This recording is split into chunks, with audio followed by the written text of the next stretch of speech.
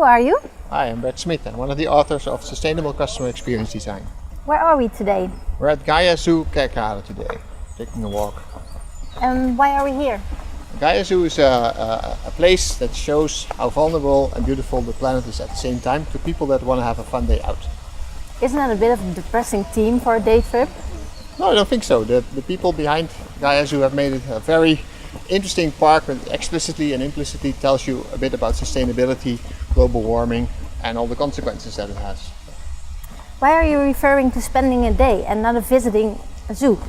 A zoo is most of the time not a place that people aim for. The zoo is mostly a means to an end and not a goal in itself. And what is that goal? The goal is, for instance, to entertain your kids or to get to know something or to see some beautiful things. If that is the case, how does the zoo account for that? Well, the zoo has been designed in a way that it accommodates different kinds of visitors that have different kinds of aims during their day out. And we call those things customer journeys. Customer journey? A customer journey is the sequence of moments and events that take place throughout the day. And such a moment we call a touch point. In your book, customer journeys and touch points seem to play a key role. Why is that?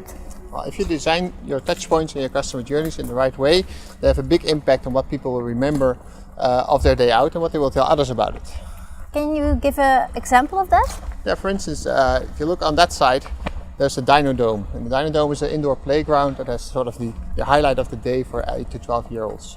Whereas on this side, you see lots of beautiful animals that are, for instance, for amateur photographers, the ideal place to take beautiful pictures.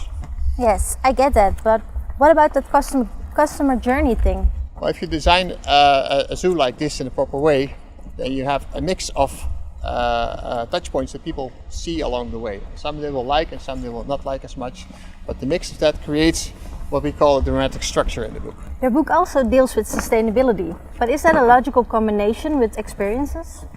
Yes, it is, of course. Gaia Zoo gives you all kinds of information on climate change and what the consequences are for the planet. If you look back, Gaia Zoo was founded 15 years ago here locally to create new jobs in the region that had a lot of unemployed people. So it has a big contribution already, and these days it has 500,000 visitors and it has a lot of spin-off effects in the region. How does that make it a sustainable experience? Well, there is more to it, of course, but Gaia Zoo is very conscious about sustainability. They, for instance, use green electricity, so electricity created by renewable energy. They use recyclable materials and recycled materials for construction here, and they use sustainable food. And together with creating jobs and education possibilities, that is a great way to look at sustainability as a company. At the same time, obviously, there are 500,000 visitors coming here and they come by car, so that's a lot of CO2 emissions. But I would still rather have those people visit the zoo than go to Africa and all go on safari there. Oh, and who are you? I'm Frans Melissen. I'm the other author of Sustainable Customer Experience Design. So does this mean you like a place like this or not? Oh yes, definitely. I think Gaia Zoo is a nice example of a company with a healthy dose of ambition with respect to sustainability. In fact, in our book we distinguish 4 levels with respect to that ambition. I would say that Gaia Zoo is at level 3.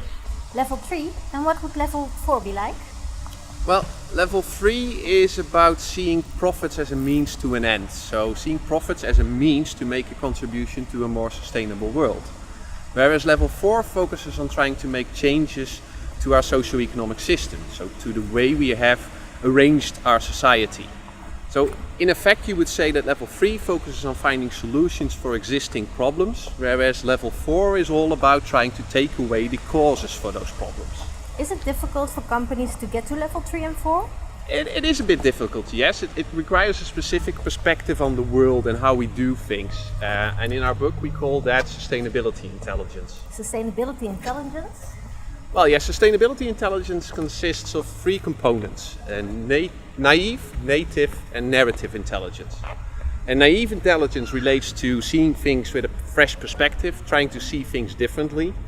And native intelligence relates to understanding people and how you could entice them to become part of your sustainability initiatives. And narrative intelligence is all about creating a storyline, creating a sense for what you are doing.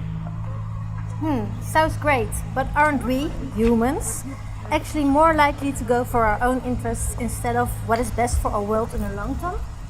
Well, you are absolutely right about that. As humans, we are inclined to look at our personal short-term interests and make those more important than our collective long-term interests.